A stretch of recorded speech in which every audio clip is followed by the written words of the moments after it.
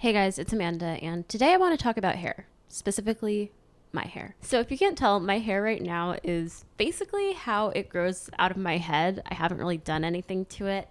I woke up today, sprayed a few squirts of water on it, and was like, "Okay, this is how I'm approaching the day." And honestly, I usually don't do that. I've been like doing this new experiment of just like wearing my hair fully shrunk up, like how it comes out of my head. And it's been interesting. And I feel like it's just brought up a lot of things about hair that I've just like wanted to talk about and express. So that's what this video is. Growing up, I went to school with like mostly white people because I'm from upstate New York. But yeah, I feel like one of my most vivid hair memories is like being in school and like always seeing my peers with ponytails that would just like swing. Every time they turn their hair, swing. Anytime they walk, swing, swing, ding, dong, back and forth. It was just like mesmerizing. And I was just like, I love how their hair just like does that, just like follows them, just like moves around. Clearly, my hair doesn't do that. If I shake my head, it's not really going anywhere. So I was really excited when for the first time ever I got box braids because I got extensions, so they were long enough that I could put my hair in a ponytail and I could swing it and I could whip my hair around and hair would move with me, and I felt so powerful. The first time I got those box braids in first grade, you couldn't tell me anything. Like, I was on top of the world because I could finally join the club of people whose hair moved. And I think there's an undeniable link in our society between hair length and perceived femininity. So I feel like I spent so much time growing up trying to manipulate my hair in such a way that it would fall down rather than up. I would be like, trying to like be like, I have bangs. Yeah, I have bangs. I'd be doing shit like this. I'd be like, yeah, like if you really look, like my hair's actually this long. You know, I loved getting box braids. I loved having any sort of length to my hair because I felt like my hair as it was just like not an acceptable way to present myself, especially as a girl. There were so many moments where I felt like so embarrassed and ashamed of my hair, and I was just like always trying to make it be a different way than it actually was growing out of my head. Like, I never felt comfortable like going out with my hair like this. So the fact that like I'm sitting here with my hair like this right now and I'm like, wow, I look cute is like a pretty big deal. Actually in high school, I wrote this poem called Rapunzel is Black and Slightly Raps. And I'm going to read it. I don't know if it will make the final cut of this video, but I'm going to read it. On my crown lies a bundle of stress, a black ball of fury, gnarly and curly. I ask myself daily why I'm cursed with these tresses. I'm called Medusa when my spirals spring, and it's even worse in the summer due to humidity. Other girls panic to and fro, claiming their straightened strands have become afros. They really don't know. My voluptuous mane has a mind of its own, makes me hold my head in shame. The more I brush and gel them to tame, the harder they fight, bringing me pain. And one thing that makes the spirals obey, the hot comb that visits every other day. They fall flat for a while and cut me some slack. Yes, finally dead, I think in my head. And of course the hairs here wake up from their slumber. Has she been shocked by lightning, people wonder? Guess she didn't hear the thunder. With relaxers, I've tried to denature their enzymes. They still come back stronger every time. So I gather my tendrils all in one, try my best to unite them in a bun. Rapunzel, they beg, let your hair out. We can't breathe, they plead. We want to be seen. But in the social scenes these days, the hair I wear shouldn't display my true genes. At least that's what the screen seems to scream. After years of struggling with this passive, aggressive oppressiveness, a coup d'etat occurs in my brain, enlightened thinking, a change of thought. And maybe the perms frying my hair permeated my brain, making me slightly insane. My ancestors fought for the right to be free. Their rights were held hostage. What's holding my hair back? Only me. Mic drop. No, I naturally, any poetry that anyone has written in high school is going to be cringy to some degree. And I was also like really in my Hamilton era at that time. Like I was just like, oh my God, you can be a nerd and a rapper. That's so cool. So I was inspired by that. But also this is truly how I felt about my hair. And reading it back, I'm like, yeah, this is pretty much distills all my thoughts about my hair into one little poem. Even though that poem, I'm kind of resolved it with being like, my ancestors fought for the right to be free, was holding my hair back, only me. Like, you would assume I was at a point where I was just wearing my hair naturally like this. At that moment, I wasn't at that point. I was probably mostly wearing like box braids at that moment, which is totally fine. And which is obviously like, I think some people would consider that to be like basically a natural hairstyle because, I mean, you're not like perming your hair, you're not chemically altering your hair. But yeah, I think I definitely still kind of latched on to braids as like a safety net, because I think it was just like, okay, like it still felt like, even though it was very different from like the kind of hair that my peers had, just like straight hair, I think it, because it still took that same shape of like hair that is just like falling down, I felt like more assimilated when I was wearing box braids than if I were to have my hair like this, like in my normal afro. But I actually decided that after I took out my twists, I just decided that I wasn't in a rush to put braids back into my hair. And I was like, why don't I do a little experiment where I just like wear my hair with shrinkage and see how it goes and see how I feel, because I kind of just like felt weird about the fact that I didn't feel like my normal self without having some sort of like hair extensions in my hair, whether they were twists or braids, just like something to like add to my own hair. Like I think that's so weird how I like don't feel like comfortable with just my own hair on my head. And it kind of reminded me of like when I was in like middle school, high school, and people started wearing makeup to school. And I really like, something that was very unsettling to me was the fact that like I didn't want to wear makeup every day because I felt like I would get too used to my face with makeup. Like I had this fear of like getting addicted to my face with makeup on and not liking my own self, like just how I looked. So I didn't wear makeup that much because I was just like, I think that's just like a horrible trap to be in. And I think it's just like, you know, very reminiscent of like using those Snapchat filters like back in the day that like make your skin clearer and your nose smaller and your eyes bigger and like just make you look more beautiful. I kind of like felt like filters and makeup, like those kind of like had the same effect of like showing you this alternate reality of yourself that isn't really you, but would sort of lead you to not like how you actually look. So I kind of had a fear of that.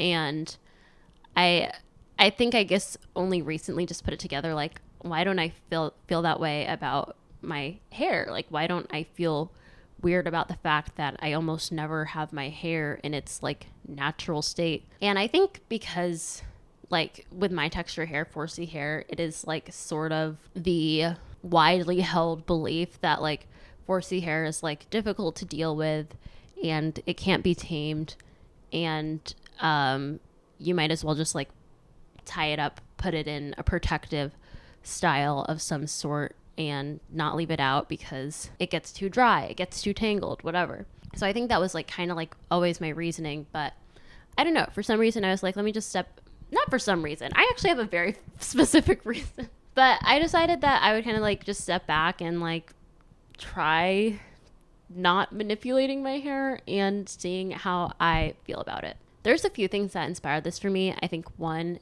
I follow this girl on TikTok, or I'll put her at here, Asha is Lost, and she has really gorgeous 4C hair that she often wears like just in its shrunken up natural state. And I think just like seeing her wear her hair like that really made me be like, whoa, like she's looks amazing, and her hair is like just doing what it does. Like, not to say that she doesn't do anything with her hair. Obviously products are involved, time is and effort is involved, but just in the sense that she's not putting it in braids or even a twist out, just like sort of leaving it to do what it does in its natural state. That really inspired me. And then I was also watching this show, The Other Black Girl, on Hulu, and the main character Nella in it, she has her hair in an afro. I was also really inspired by that too, because I felt like I had never seen anyone with like her type of hair in mainstream movies or shows. I know that sounds crazy to say, like obviously there have been characters before with afros, but I feel like specifically women with afros, like you don't see that a lot. What I really feel like I saw when I was like seeing hair that was like afro textured, it was either like very closely cropped and styled in that way, so like very short, or like very voluptuous and like a perfect circle halo afro. I felt like I never saw anything sort of in between, which is what I feel like my hair is. So just like seeing that character that like literally like looked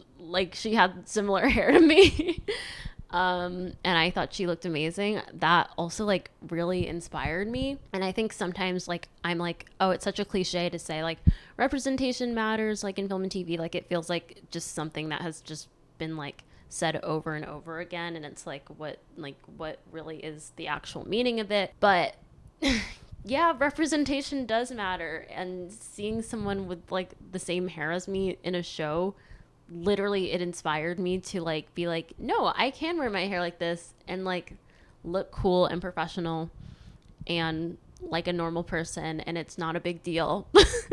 Also someone else who I have been inspired by like seeing her hair in an afro is Ayo Edebiri. Famously, I'm her tether. But yeah, I think it's super cool like seeing her with her natural hair, and I'm just like, oh my god, she's like a successful, cool person in Hollywood who like has a similar hair to me. Like that is so crazy. Even just when I see people like walking down the street with like my texture hair like this, like I'm just like, I don't know, it really makes me feel validated in some certain way, because I just feel like I hadn't seen that represented for like such a long time growing up, that I thought it was like my hair like wasn't acceptable or normal to wear like this.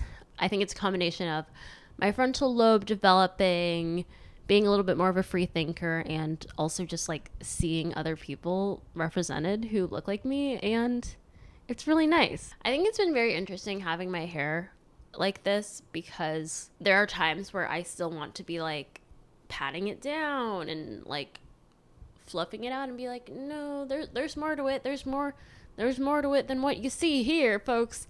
But I think it's just like having to be okay with the fact that like this is how it grows out of my head, and I feel like trying to embrace it rather than trying to like do something where it's like it's clearly not meant to do that,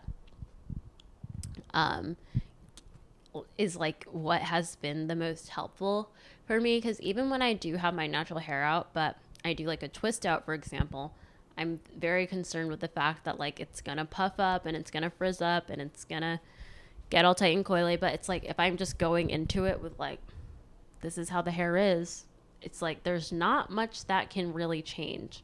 Even like, I know like for Black women a huge thing is like not getting your hair wet in the water, but like when I have my hair like this, it's kind of just like not much is really gonna happen when water gets on my hair, because like this is what happens when water gets on it. So I think there is like a sort of freedom in being able to have my hair like this. I feel like there's definitely been moments where I'm like, do people think I'm a little boy?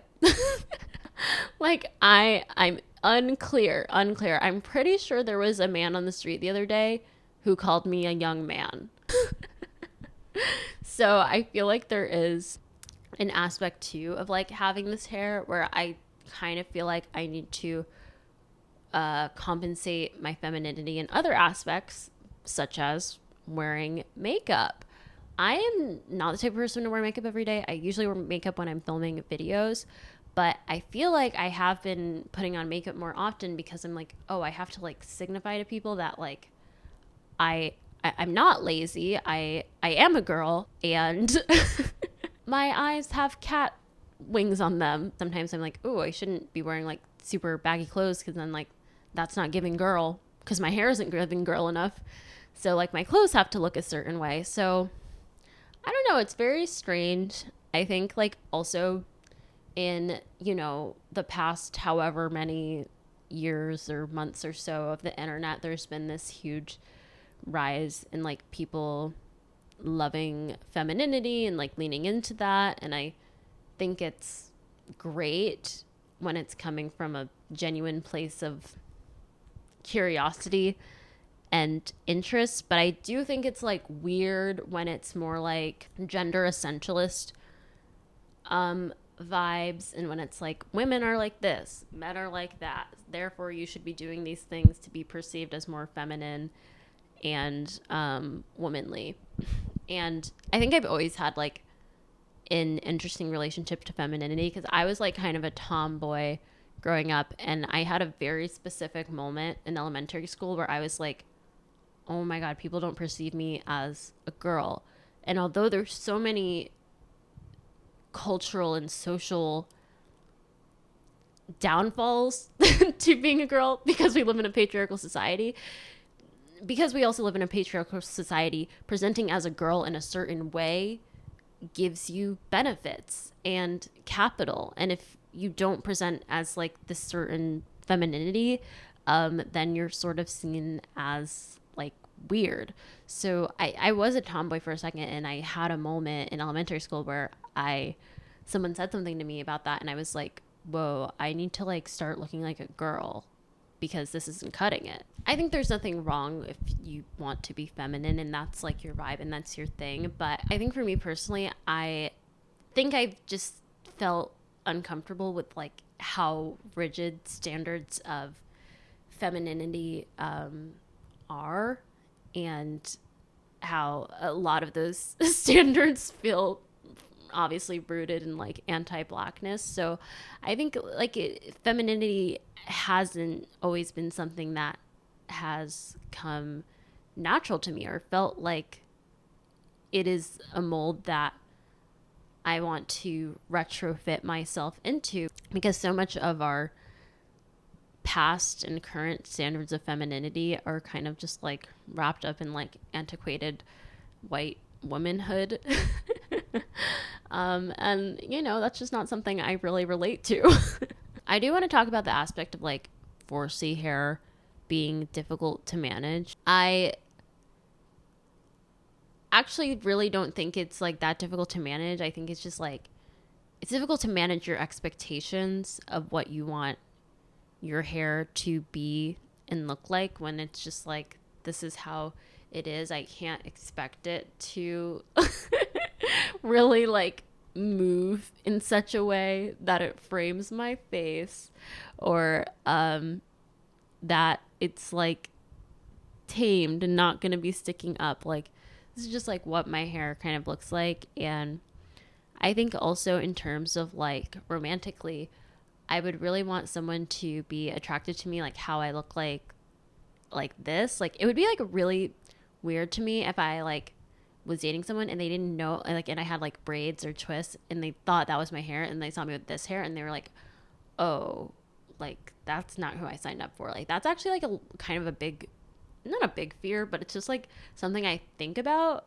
because I'm like, that would be very unsettling.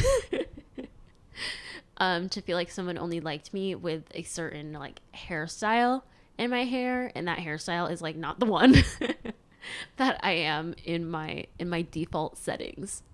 I hope that this maybe inspires someone else to wear their hair in its natural state, if that's something that you've ever been curious about, because I'm letting you know right now, you look great and you look beautiful, and you might just not be used to it because you haven't seen your hair like this. for maybe most of your life. So it's just like you're not used to it, but I promise you look good. You look great. And exposure therapy. Just keep on looking at yourself with your hair like this. And eventually you're going to be like, yeah, I look good. And I think that's for me the point I want to get to. I want to be like, yeah, I look super great with my hair like this in its natural state, and doing any other manipulation to it, whether it's a twist out or braids or extensions or wigs, like that is just truly all fun and accessories. I just like don't want to feel like those things are necessary for me to feel like myself or for me to feel beautiful.